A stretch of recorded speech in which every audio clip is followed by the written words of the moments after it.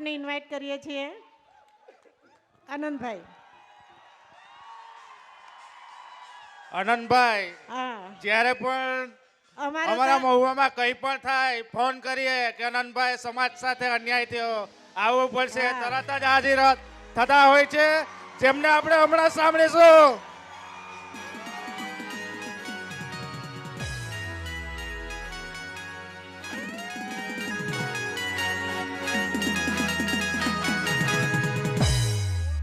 Hero कहो के मसीहा कहो, हीरो कहो के मसीहा. જય આદિવાસી, જય આદિવાસી, લડેંગે. તેંગે. મહુવા વાળાને ઠંડી વધારે લાગી એવું લાગે. લડેંગે, જીતેંગે, લડેંગે જીતેંગે और लड़ेंगे और जीतेंगे और लड़ेंगे. और जीतेंगे. અત્યારે અમે દાહોદ જી આવ્યા, ચેતરભાઈના વિસ્તારમાં બી જી આવ્યા. તા મુઠ્ઠી વાળે ને શું કરે ખબર ને? હા તો વાળો બધા મુઠ્ઠી વાળો, મુઠ્ઠી વાળો. હવે મોળા પર નાખો.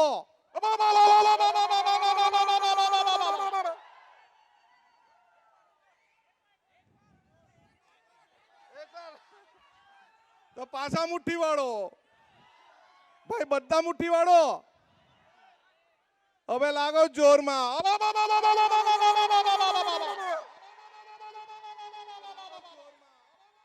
દાહોદમાં જ્યારે આ કર્યું ત્યારે મને 2-4 પત્રકારે પૂછ્યું કે આદિવાસી સમાજ આ શું કરે?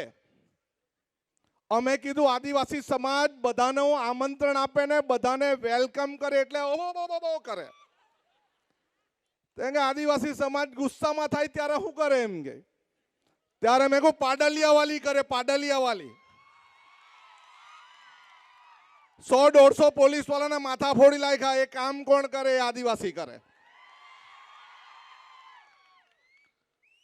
પહેલે તો આદિવાસી સમાજના સાંસ્કૃતિક કાર્યક્રમ માટે ગામના સરપંચ વિપુલભાઈ, અજયભાઈ, કુંજનભાઈ, તમામ આગેવાનોને ખૂબ ખૂબ અભિનંદન.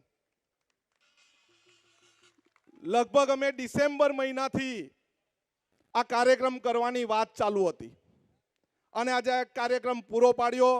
આપણા સૌના આદરણીય એવા મોહનભાઈ, આપણા સૌના આદરણીય એવા ચેતરભાઈ, પ્રદીપભાઈ મહેતા સાહેબ, તમામ આગેવાનશ્રીઓ કલ્પેશભાઈ, રમેશભાઈ, ડોક્ટર નીરવભાઈ અને તમામ યુવા દોસ્તો મિત્રો. મહુવાના અંદર એક નાનકડી 7મા ધોરણ ભણતી છોકરી અને એની છેડતી કરે અને ત્યાંના આગેવાનો એમ કે આનંદભાઈ આપણે ત્યાંની દીકરીની છેડતી કરી. મેં કહું તમે બંગડી પહેરેલી છે કે? જેને છેડતી કરી એના કપડા ઉતારી લેવ. બીજી વાર વાત આવી કે ગોપડા ગામમાં આપણા શૈલેષભાઈને બીજાએ માર્યો એમ ગઈ. મેં કહું ક્યાં સુધી માર ખાવાના? એને પકડીને મારો. અને આપણા સમાજના પોલીસ વાળા 2 જણને પકડવાના નહીં એમ ગઈ.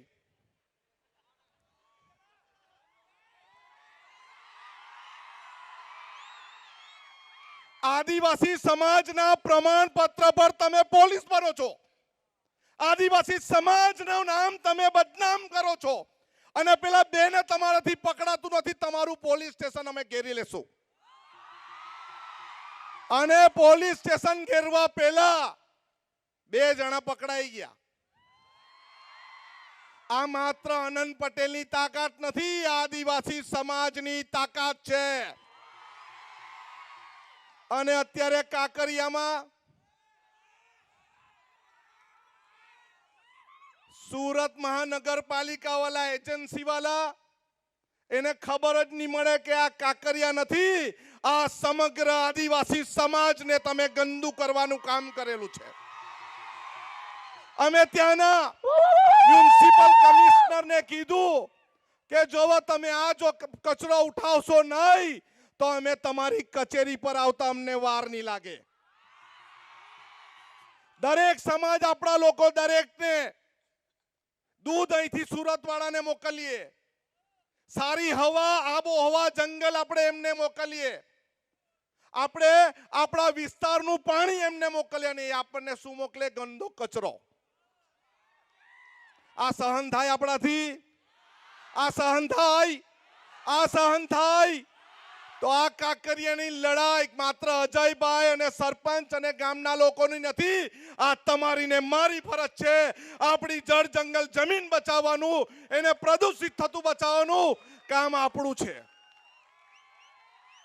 કેટલાક લોકો ભાગલા પાડતા હશે, પરંતુ મોહનભાઈ જેવા બીજેપીના ધારાસભ્ય બી નીકળવા જોઈએ જે અમારી હાથે આવીને બેહીને વાત કરે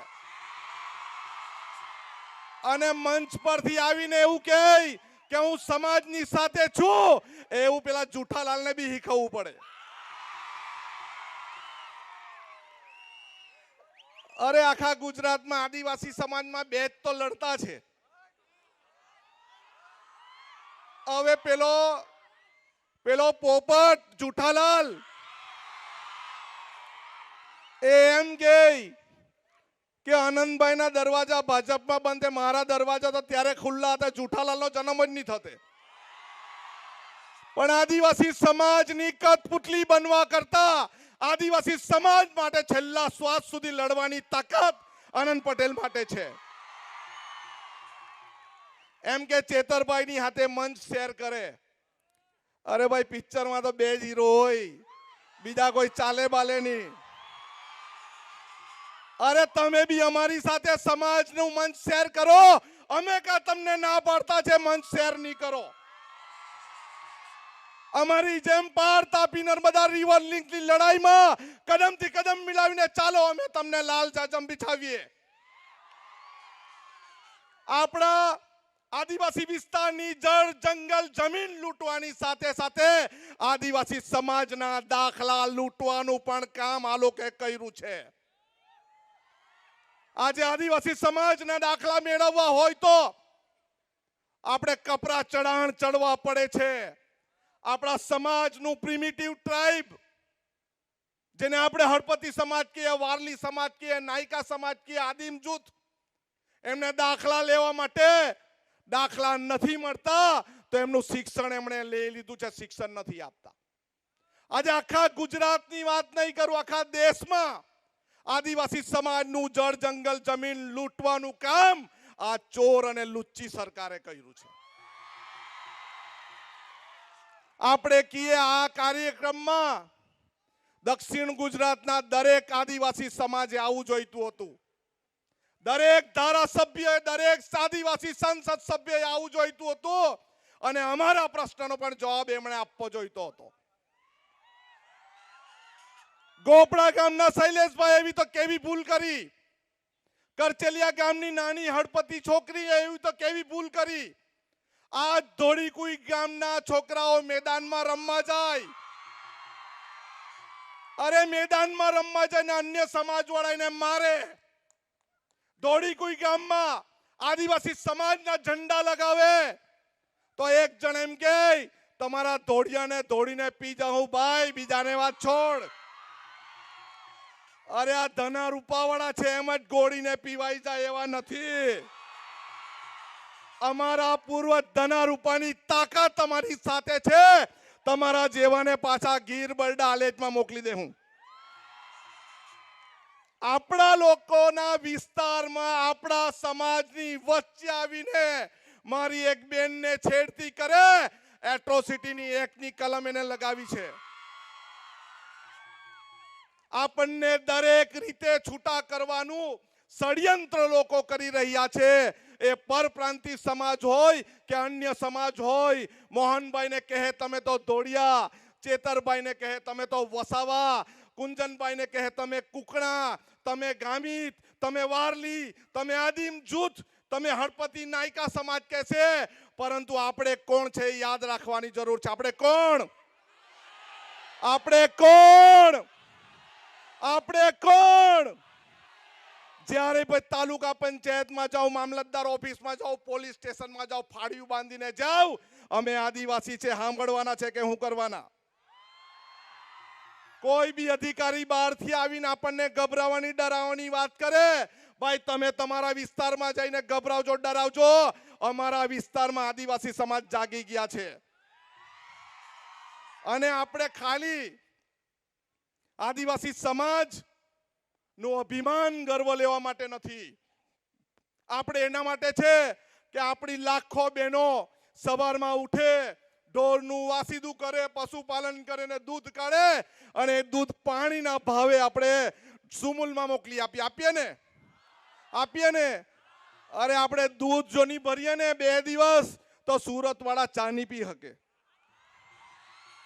અરે આપણે શાકભાજી સારી નહીં ઉગાડીએ, લસણ, મેથી, પાલક, તો એ લોકોને ખાવાનું નહીં મળે. આપણે જો ડાંગર નહીં ઉગાડીએ તો એ લોકોને ભાત ખાવાના પણ ફાફા પડી જાય. એ કઈ દૂરથી લાવતા નથી, એને જમીનમાં નાખવું પડે અને એ માત્ર ને માત્ર આદિવાસી સમાજ જ કરે છે. આપણા લોકોએ એકબીજાને સહકાર આપવો જોઈએ અને જે આગેવાન નેતા છે, યુવાનો છે, આનંદ પટેલની પાસે ઉનાઈ સુધી કેમ આવવું પડે? તમારા જ વિસ્તારમાં, તમારા જ ગામમાં આનંદ પટેલ અને ચેતર વસાવાને પેદા કરો.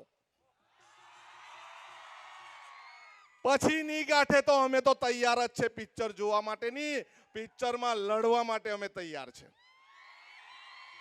આપણા યુવાનોને જેમ બને તેમ ભણતા શીખવો, શિક્ષણ લેતા શીખવો, ઉચ્ચ શિક્ષણમાં જવો જોઈએ. અને એક ગંભીર ચિંતા આપણા વિસ્તારમાં છે, વ્યસનની ચિંતા છે, ડ્રગ્સની ચિંતા છે, અફીણની, ગાંજાની ચિંતા છે. અને એની સાથે સાથે કેટલાક સમાજના દલાલો આપણી દીકરીને કચ્છ અને કાઠિયાવાડમાં પરણાવે છે.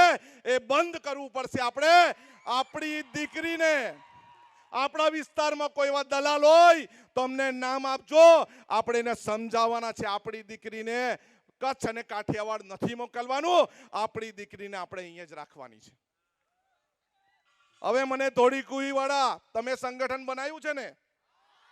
ગોપડા વાળાએ સંગઠન બનાવ્યું છે ને? શૈલેષભાઈ બનાવ્યું ને?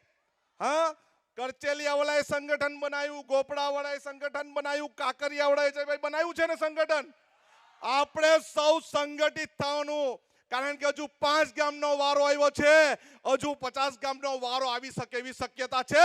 એની લડત માટે આપણે આંદોલનકારી બનવાનું છે. સડકથી સંસદ સુધી જવાનું છે. જેને દાખલા ચોર્યા એની પાસે જવાનું છે, પાણી ચોર્યું છે એની પાસે જવાનું છે, જમીન ચોરી છે એની પાસે જવાનું છે, જંગલ ચોર્યું એની પાસે જવાનું છે, ખનિજ ચોર્યું એની પાસે જવાનું છે. જવાબ માંગવાનો છે કે અમે અમારું જળ, જંગલ, જમીન, ખનીજ આપવાના નથી. ખૂબ મોડું પણ થયું છે, પરંતુ તમે સૌ ઠંડીમાં બેઠો છો. ખૂબ સરસ કાર્યક્રમ ચાલી રહ્યો છે. તમે મને આમંત્રણ આપીને જે 2 બોલ બોલવાની તક આપી એ બદલ સૌનો આભાર. જય હિન્દ, જય ભારત, જય જોહાર.